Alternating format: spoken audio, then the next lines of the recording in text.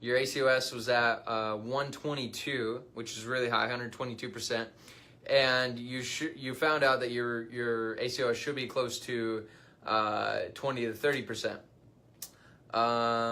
So you're saying that you spent about $402 in sales, or in advertising. You got about $329 in sales. So you're losing money in the short term to boost your profits, but you want to be smart about your listing.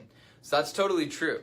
You definitely want to be smart about your listing. You want to make as much money as possible. What I want you to do is I want you to click on your AdWord or your ad campaign. You click on that, and then I want you to click keywords at the top. So you're going to click your ad group, then you're going to click keywords. You're going to click keywords.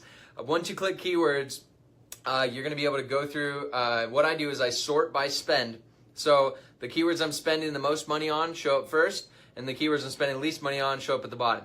So I sort by spend, and then out of all the top like 5 to 10 keywords I'm spending the most money on, I look over the last month or I look over the last week. That's the only two time periods I look at, last month or last week, and I actually usually look at both before I make a change on price, before I make a change on decision.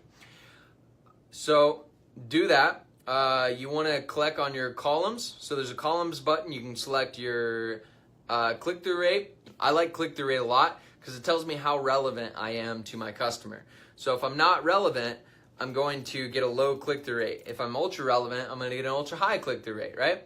So that is usually highly correlated with how much you pay per keyword. It's usually highly correlated with your ACOS. So if you have a high click-through rate, you're also going to have a low ACOS. If you have a low click-through rate, you're going to have a higher ACOS, which means higher click-through rates means you make more money, spend less.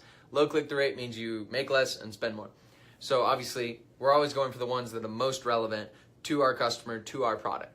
So when you click on your keywords, you'll be able to look at each keyword that you're spending money on. You'll be able to see how much you're spending on it. And then you're also going to be able to make sure that you're only spending on the keywords making the most money. So you might click on that, and then you might see in there, you might be like, all right, so I just have been paying a crap ton of money on this keyword that no one's buying my product on, and then these keywords down here are actually not doing too bad.